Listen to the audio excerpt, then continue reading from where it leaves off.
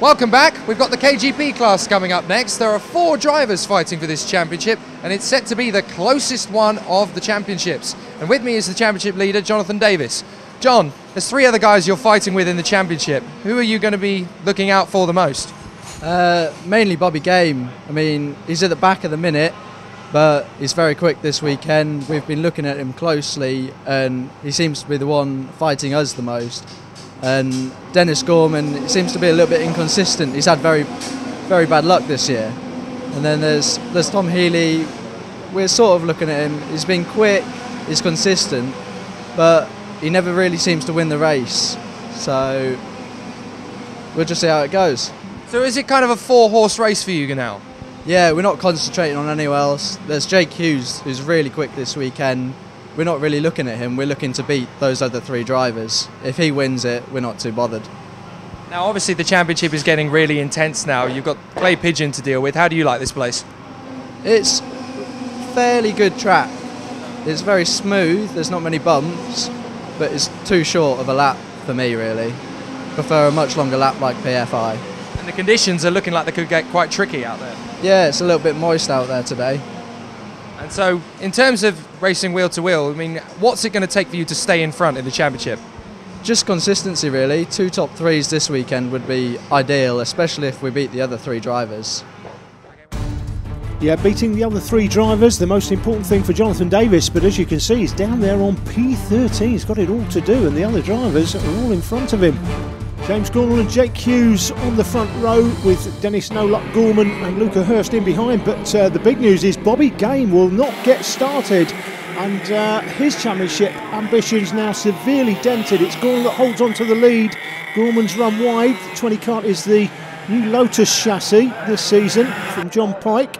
The only man on that chassis. It's Gorman that leads it. Luca Hurst in behind there. The 55 kart 35 slides up the inside of Hurst though. We're on board here with Jake Hughes, and he's lost a load of places at the start, not least because he didn't start in the position he should have started from. We've got him starting on the front row, but he certainly didn't take up that position. Looks like he started way down the field. I'm not sure whether he had a problem on the rolling lap or not, but it's the 5 kart Jake Hughes with it all to do. It's Gorman that leads it though. Rossano Bandal in second place. There's Luca Hurst, the 55 kart in third.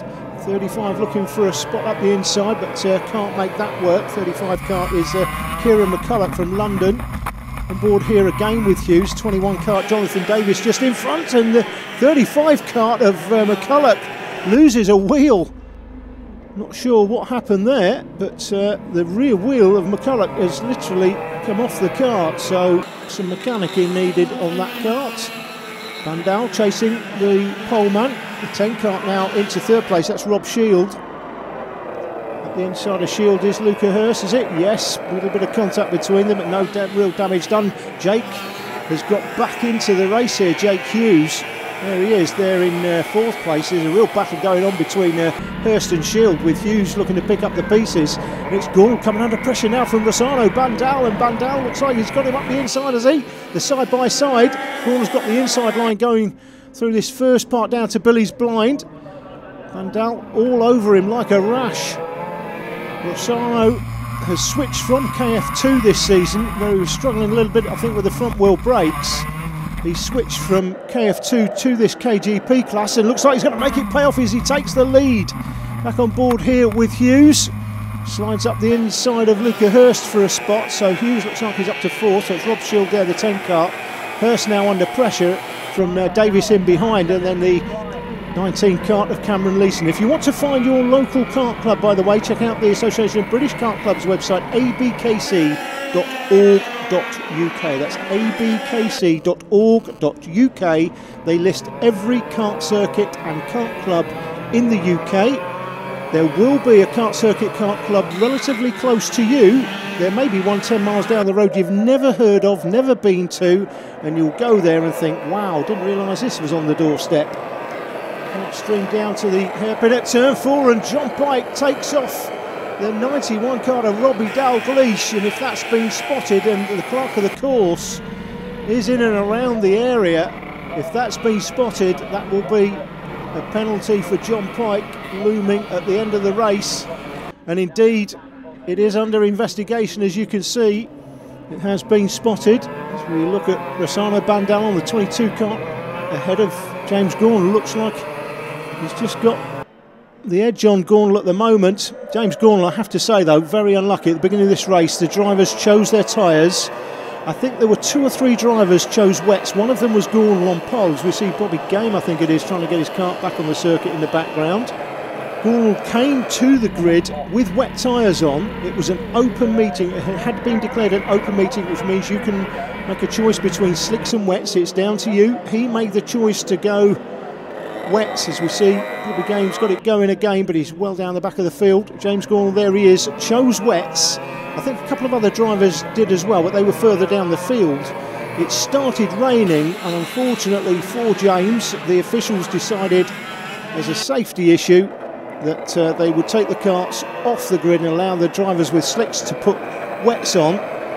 Otherwise, James Gornall would have been off and gone, because it has been drizzling since the start of the race, very slightly, and James Gornall, as he gets a little bit crossed up there with wets on, would have been way and gone. The other drivers with wets on would have finished 2nd and 3rd respectively, and the drivers on slicks would have been battling for 4th. But unfortunately for James, he made the decision, he made the right decision at the time, but because it started raining before the race got underway, the officials took the karts off the grid and allowed them to all put wets on.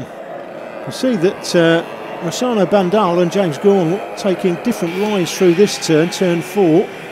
Gornall prefers the wide line where the rubber isn't. Should be more grip out there, but Bandal seems to have the grip, taking the narrower line. So man in 3rd place there, Jake Hughes. 56 making up a spot through the final turn. Cameron Leeson goes with him, drops Jonathan Davis, championship leader, back a couple of places. Interestingly enough though, Jonathan was talking about the other drivers in the championship. Tom Healy, he's struggling down the field. Bobby Game was obviously off at the start. He's right back in last place. And the other driver up for championship honours, Dennis No Luck Gorman, he's behind Jonathan Davis at the moment as well. So Jonathan Davis, although he's struggling today, I say struggling, he is there in 6th place currently, but not where he would like to be. As things stand at the moment, I think I'm right in saying that Jonathan Davis is ahead of the other 3 drivers who he's really battling in the championship for, and this could be an amazing result for him if he finishes up down the field but ahead of the other 3. It could put him right in the box seat for the championship at the last round. See if we can pick him out. Goes through the picture in 6th place, and the other drivers in the championship in contention, Gorman and Healy, nowhere to be seen, quite honestly. John Pike just in behind. Battle for 3rd, Jake Hughes from Rob Shield. 56 kart, Matthew Booth is next, and then comes Jonathan Davis.